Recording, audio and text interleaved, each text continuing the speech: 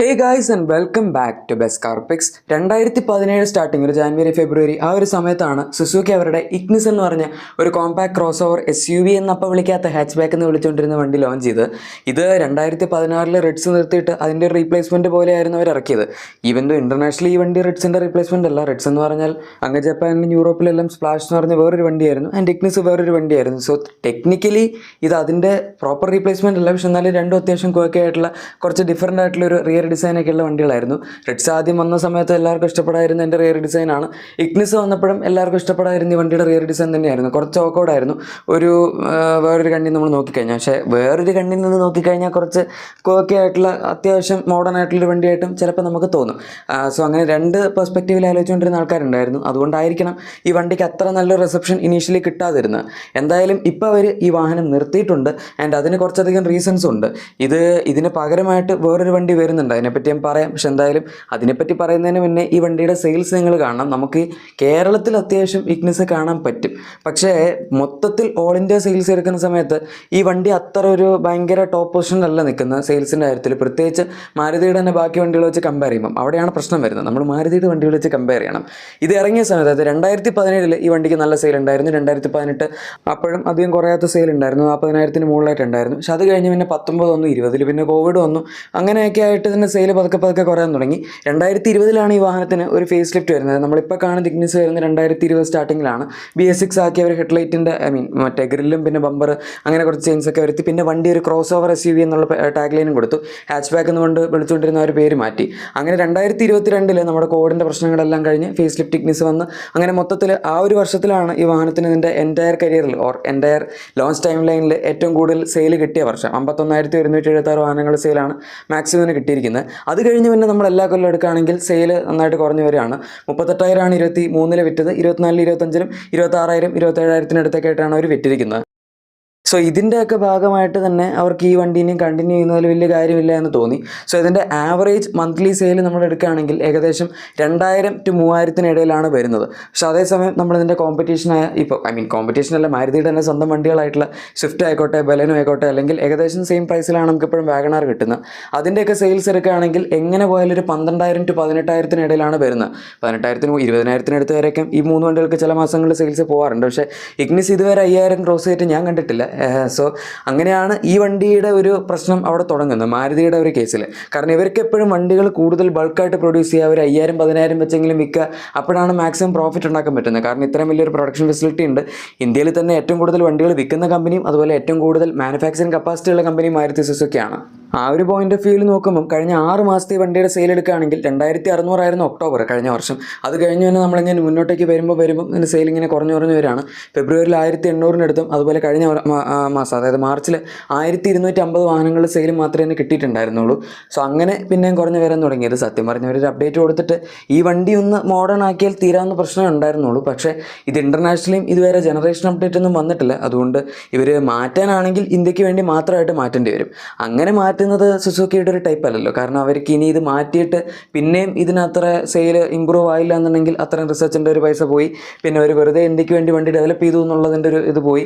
അങ്ങനെയൊക്കെ വെച്ചിട്ടായിരിക്കും അവർ ചെയ്യാത്തത്. എന്തായാലും അതിന് പകരം ഒരു പുതിയ വണ്ടിയാണ് ഇനി വരുന്നത്. എനിവേ ഇഗ്നിസിന് അതിൻ്റേതായിട്ടുള്ള കുറച്ച് ഒക്കെ ആയിട്ടുള്ള ബിറ്റ്സ് ഇൻറ്റീരിയറിലും ഉണ്ടായിരുന്നു. ഫോർ എക്സാമ്പിൾ ഇതിൻ്റെ ഇൻസ്ട്രുമെൻ്റ് ലിസ്റ്റ് എനിക്ക് ഭയങ്കര ഇഷ്ടമായിരുന്നു. നമുക്ക് ആ കോല് പോലത്തെ മറ്റേ മീറ്ററിൻ്റെ സാധനം കൺട്രോൾ ചെയ്യാനില്ലാത്തൊരു വണ്ടി ഇതായിരുന്നു. ഇതിൻ്റെ അകത്ത് നമുക്ക് ട്രിപ്പ് അതിങ്ങനെ സെറ്റ് എന്നൊക്കെ പറഞ്ഞ് നമ്മുടെ ഇൻസ്ട്രുമെൻ്റ് ലിസ്റ്റിന് റൈറ്റ് സൈഡിലായിട്ട് വേറൊരു സ്വിച്ച് ഉണ്ടായിരുന്നു സ്പെഷ്യലായിട്ട്. അതുപോലെ ഇതിൻ്റെ ക്ലസ്റ്റർ ആണെങ്കിലും നമുക്ക് താഴെ തുടങ്ങി മുകളിലേക്ക്, സ്വിഫ്റ്റിലൊക്കെ ഏകദേശം ഇതുപോലെയാണ്, പക്ഷേ ഇതിൻ്റെ ഡിസൈൻ വ്യത്യാസമുണ്ട്. പിന്നെ നമുക്ക് ഇതിൻ്റെ അകത്ത് വരുന്ന AC കൺട്രോൾസ് ഓട്ടോ AC ആണ്, ടോപ്പ് എൻഡിൽ മാത്രമേ ഉള്ളൂ. പക്ഷേ എന്നാലും ഈ കൺട്രോളും ഈ വണ്ടിയിൽ മാത്രമാണ് നമുക്ക് കിട്ടുന്നത്. സോ അഗൈൻ അത് എക്സ്ക്ലൂസീവ് ആണ്. പിന്നെ ബാക്കി എല്ലാ വണ്ടികളുടെയും എഞ്ചിൻ്റെ കാര്യത്തിൽ അവർ ചെറിയ വ്യത്യാസം വരുത്തി, കൂടുതൽ മൈലേജിന് വേണ്ടി ട്യൂൺ ചെയ്തു. അങ്ങനെയൊക്കെ ഒരുപാട് മാറ്റങ്ങൾ. ഇപ്പോൾ നമ്മുടെ പുതിയ സ്വിഫ്റ്റ് ആണെങ്കിലും Z12V എന്ന് പറഞ്ഞ 1.2 ലിറ്റർ 3 സിലിണ്ടർ എഞ്ചിൻ ബേസ്ഡ് ആയിട്ടാണ് വരുന്നത്. അതിന് ഇതിൻ്റെ അത്രയും പവർ ഉള്ളത്. അതായത് ഈ വണ്ടിക്ക് 83 PS പവറും 113 Nm ടോർക്കുമാണ് ഓൺ പേപ്പർ പവർ ഫിഗേഴ്സ് വരുന്നത്.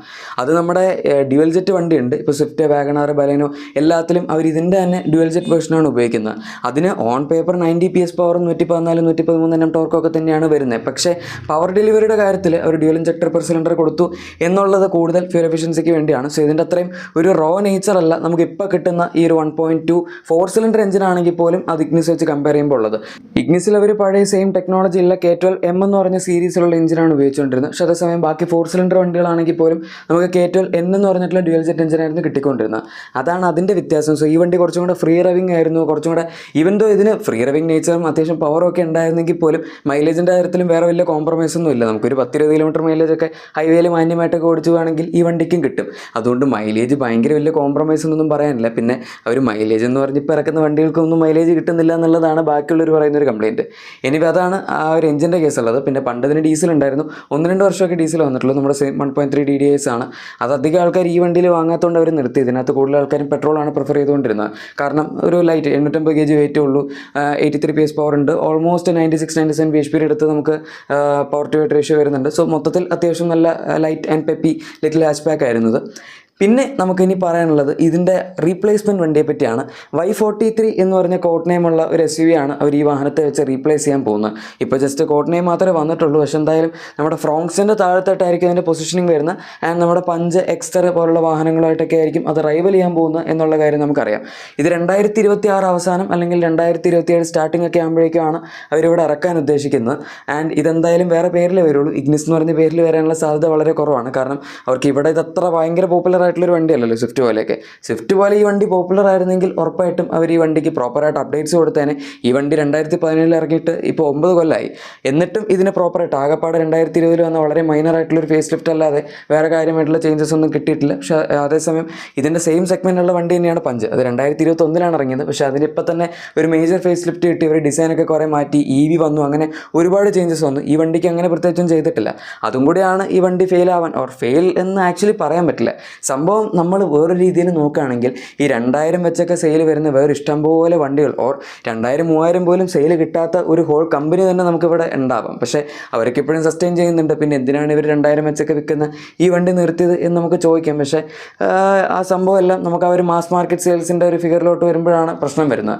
മാരുതിക്ക് വണ്ടി മാസ് മാർക്കറ്റ് ആയിട്ട് വിറ്റേ പറ്റുള്ളൂ, അല്ലെങ്കിൽ അവർക്ക് വണ്ടി വിൽക്കാൻ പിന്നെ താല്പര്യം ഉണ്ടാവില്ല. അവിടെയാണ് പ്രശ്നം. ഇനിയിപ്പോൾ ഈ പുതിയ വണ്ടി വരുന്ന സമയത്ത് ഇതിൻ്റെ അകത്ത് ഒരു ടർബോ പെട്രോളൊന്നും കൊടുക്കാനുള്ള യാതൊരു സാധ്യതയില്ല. ഫ്രോങ്സിൽ കൊടുക്കുന്ന പോലെ അത് ഫ്രോങ്സിന് മാത്രമേ ഇപ്പോഴും ഉള്ളൂ. ആക്ച്വലി സ്വിഫ്റ്റിലെങ്കിലും അവർക്ക് കൊടുക്കായിരുന്നു ആ പുതിയ 1 litre booster jet.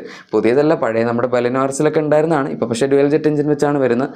And on paper മറ്റേ ബലെനോ ആർസിൻ്റെ അത്രയും ഹാപ്പി ഒന്നും അല്ലെങ്കിലും ആ ഒരു പവർ പ്രൈസ് പോയിന്റിൽ നമുക്ക് അത്രയും പവർ കിട്ടുന്ന, ഓൺ പേപ്പർ ആകെ 100 bhp ഉള്ളൂ എങ്കിൽ പോലും അത്രയും പവർ നമുക്ക് റിയൽ ലൈഫിൽ ആ ഒരു പുഷും അതുപോലെ ആ ഒരു നല്ല റവി നേച്ചറൊക്കെ കിട്ടുന്ന വേറെ എഞ്ചിനൊന്നും ഇല്ല എന്ന് നമുക്ക് ഉറപ്പായിട്ടും പറയാം.